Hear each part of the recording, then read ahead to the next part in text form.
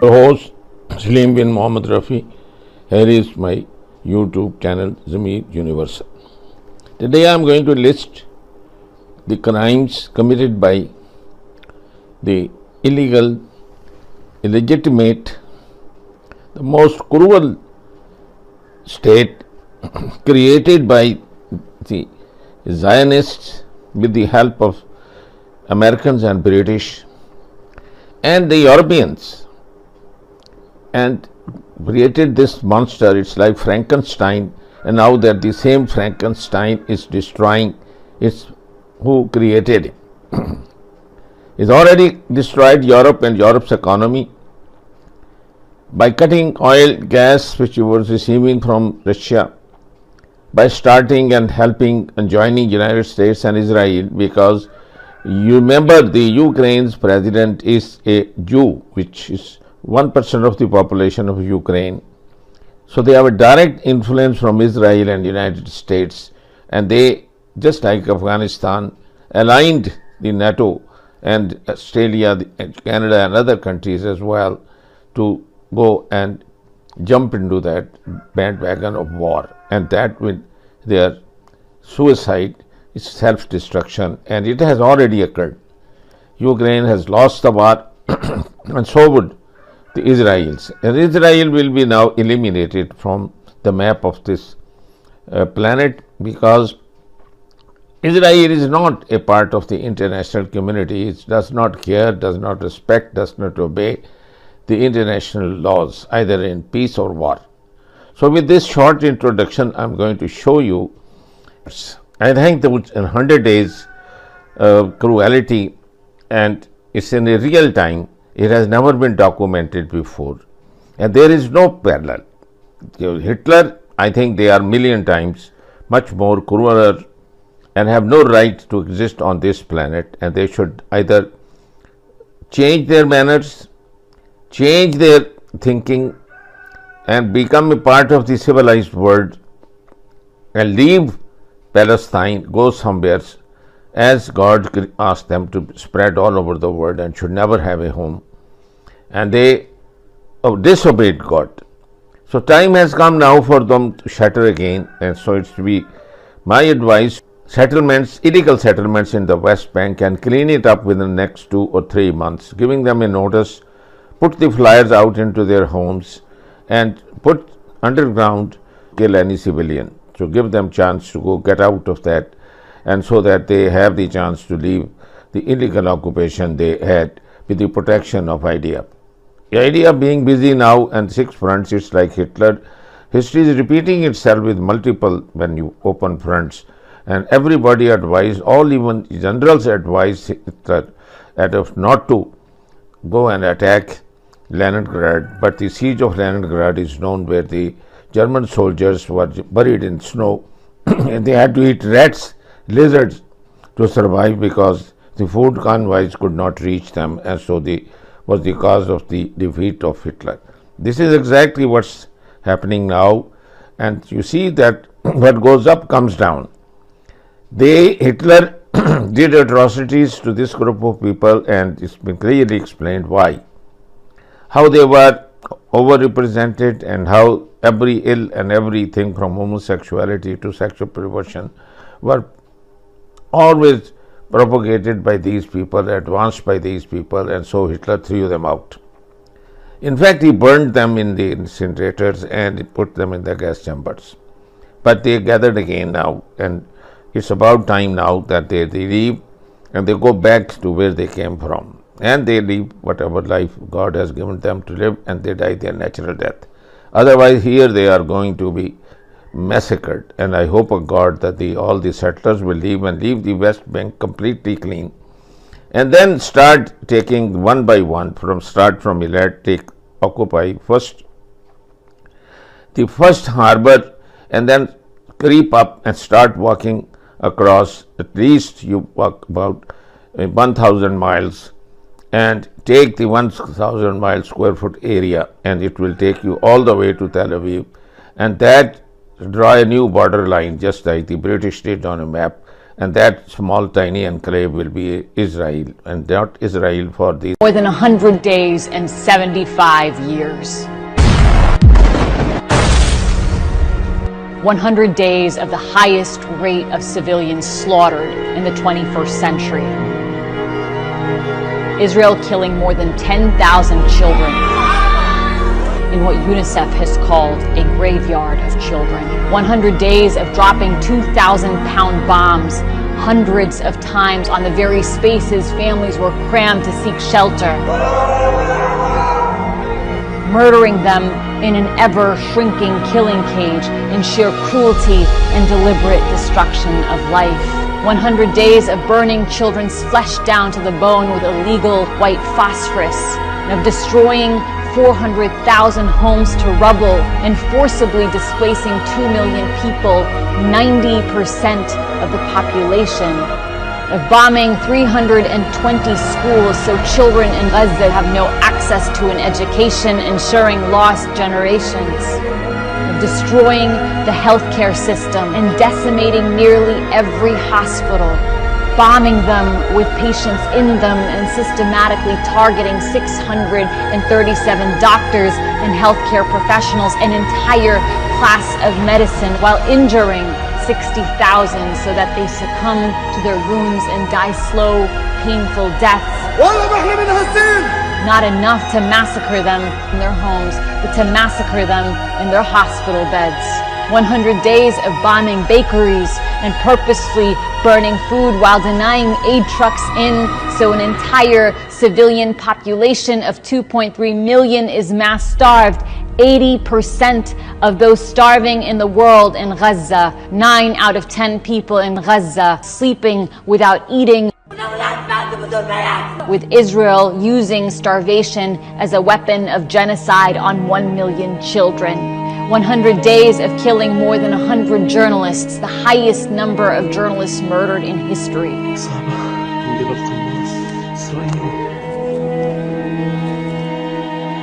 Destroying 169 press offices while banning uncensored foreign journalists in so no one can report the truth from Gaza.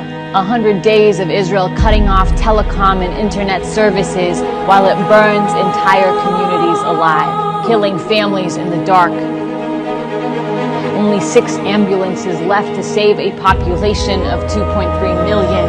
100 days of destroying the world's oldest churches, mosques, universities, historical archives to erase a people's culture and their history. 100 days of target assassinations of Gaza's best and brightest, its leading poets and civic activists, its preeminent scholars and scientists, its leading public intellectuals, to kill any prospect of a people's future. 100 days of erasing 1,400 multi-generational families from civil registries, grandparents, parents,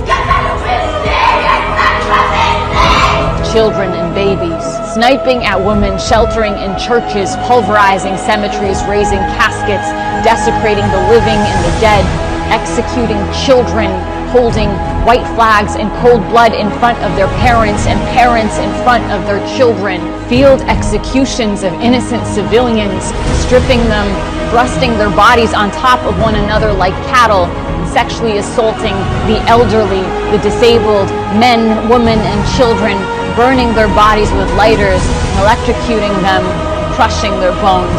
100 days of forcing thousands of mothers to undergo C-sections without anesthetics, to torture the living to death. 100 days of blowing limbs off 9,000 children and cruelly forcing thousands to undergo amputations without anesthetics. 100 days of orphaning 25,000. Creating a generation of traumatized children without parents. 100 days of collapsing neighborhoods on families' heads in their sleep. As they shelter in UN schools after being forcibly displaced from their homes, children's bodies crushed beneath rubble, soldiers laughing and filming themselves as they press the button to wipe out entire blocks on children's heads, as though human lives are a game that they play. The sadism and sense of impunity and hatred for innocent life. This is Jewish country only. We don't need Muslims here. knowing no likeness in our lifetime. 100 days of them telling the world what they are doing in horrifying language, followed by action at the highest levels and across society. Language that we heard in the worst horrors of human history, speaking of annihilating a people and of human animals. And that is why the world is marching with Palestine, because it's impossible to know the truth as a human being of conscience and to uphold this for human life. 100 days of the first genocide in history, where its victims are broadcasting their own destruction in real time in the desperate, so far vain hope that the world might do something. This can never be self-defense. Israel decided to move from targeting high-level Hamas figures to anyone regarded as in the organization, no matter how junior, and alleges that during the first stage of the war, when thousands were killed in a few weeks, the military allowed for 15 to 20 civilians to be killed as collateral damage per militant. In a system dubbed Where's Daddy, bombings often taking place when targets had been tracked to their family homes. At its peak, Lavender allegedly picked out 37,000 possible targets. In its development, it is claimed human checks on the targets selected by Lavender suggested it was accurate 90% of the time in picking out Hamas members. So in a campaign killing thousands, it was accepted that 1 in 10 targets were not Hamas. Lavender was allegedly wrongly picking police officers, civil defence workers, or relatives of militants. In a statement to Channel 4 News, the IDF denied using AI to identify targets and said, contrary to Hamas, the IDF is committed to international law and acts accordingly. They claimed to make efforts to reduce harm to civilians and said that exceptional incidents undergo thorough examinations and investigations, and the process of identifying military targets in the IDF consists of various types of tools and methods. Well, earlier I spoke to the journalist Yuval Abraham, who wrote that article for Plus 972 magazine. The IDF have issued a statement saying the IDF does not use an artificial intelligence system that identifies terrorist operatives or tries to predict whether a person is a terrorist. I read that out to one of the sources, and he burst out laughing. He said it's just not true. It's a lie. I mean, and if you look at, for example, in 2023, the IDF itself, one of the top commanders in the IDF, the head of the 8200 AI data center, gave a lecture in Tel Aviv University where he presented a machine that, quote, uses AI to identify terrorists. He was relating to 2021. So I don't know who wrote that response from the IDF, but it's clearly not true, based on their own statements in the past, and also based on what I've heard from numerous Israeli intelligence officers.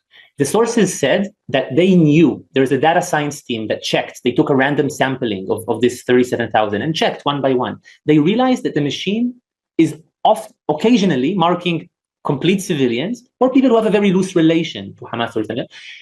The decision was made to authorize strikes based on this list without meaningfully supervising it. One source, for example... That's the key, isn't it? This question of what they would do with the list to check it.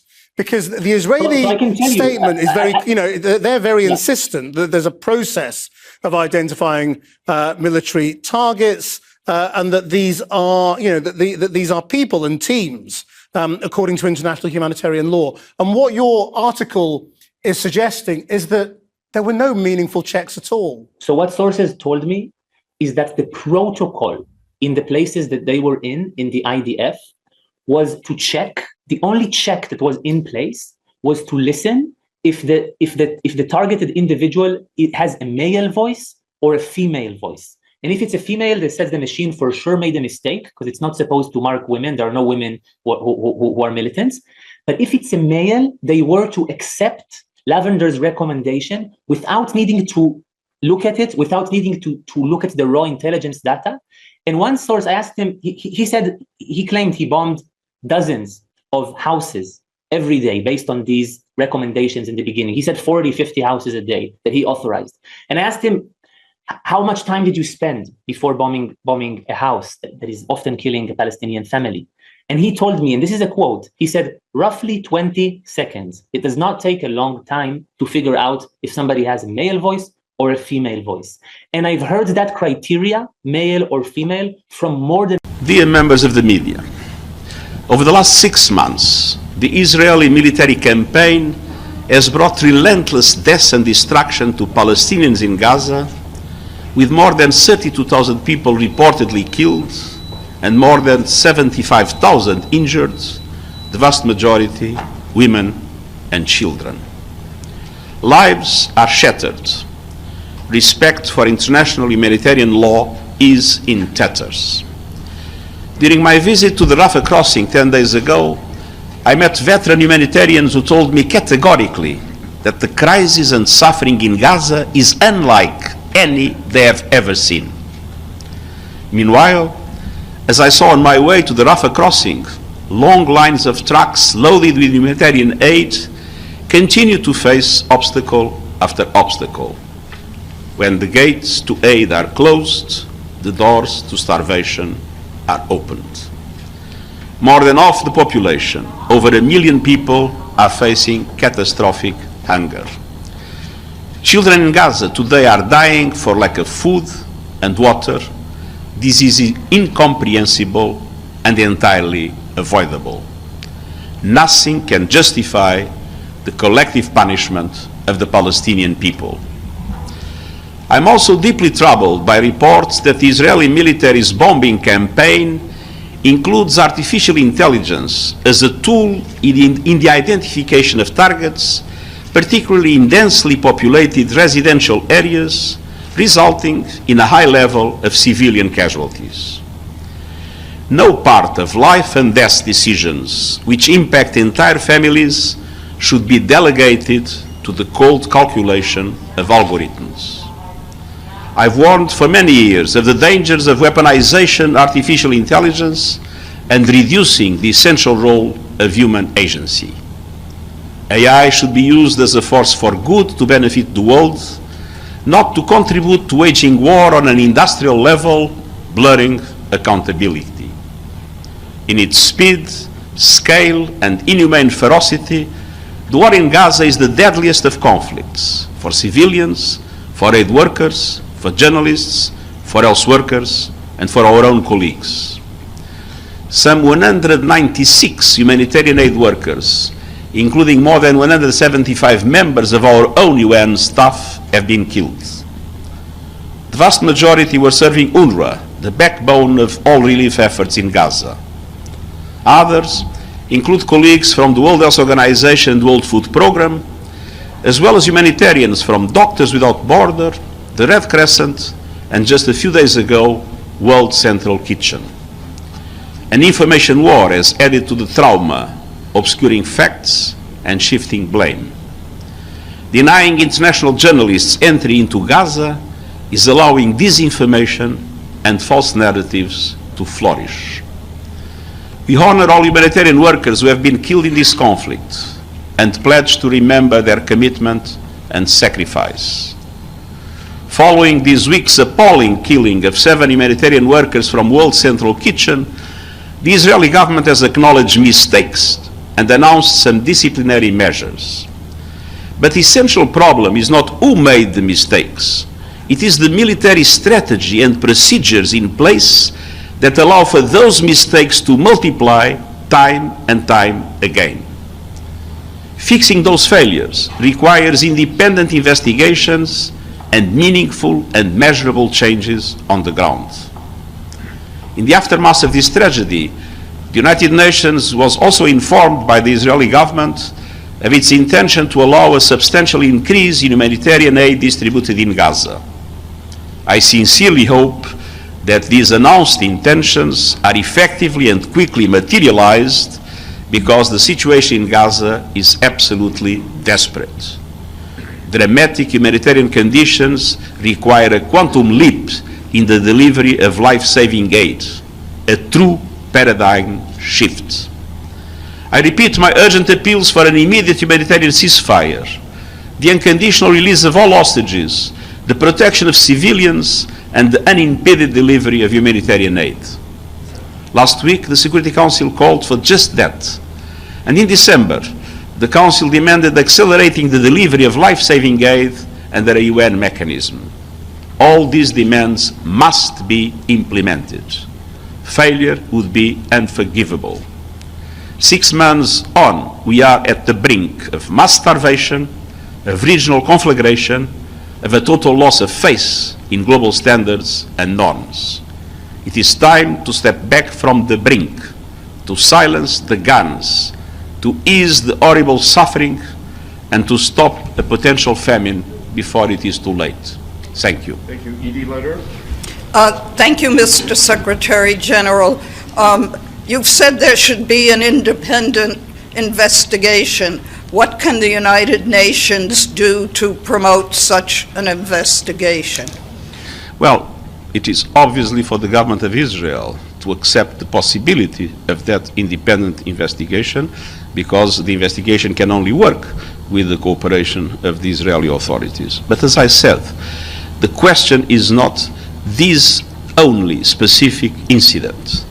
196 humanitarian workers have been killed, and we want to know why each one of them was killed. Gabriel. Thank you, Mr. Secretary General. Gabriel Elizondo from Al Jazeera English. Sir, the Israeli government seemed to indicate that they would only open the Erez crossing temporarily. Are you satisfied with that? We don't know yet what kind of measures will be announced entirely. It is obvious that, as I said, it's not enough to have scattered measures. We need a paradigm shift. We will see if it comes, and after that we will pronounce our. Universal television को subscribe करना ना भूलें, उसके बाद bell button पे click करें और अपने कमेंट्स के सेक्शन में अपने कीमती जो ख्यालात का इजहार जरूर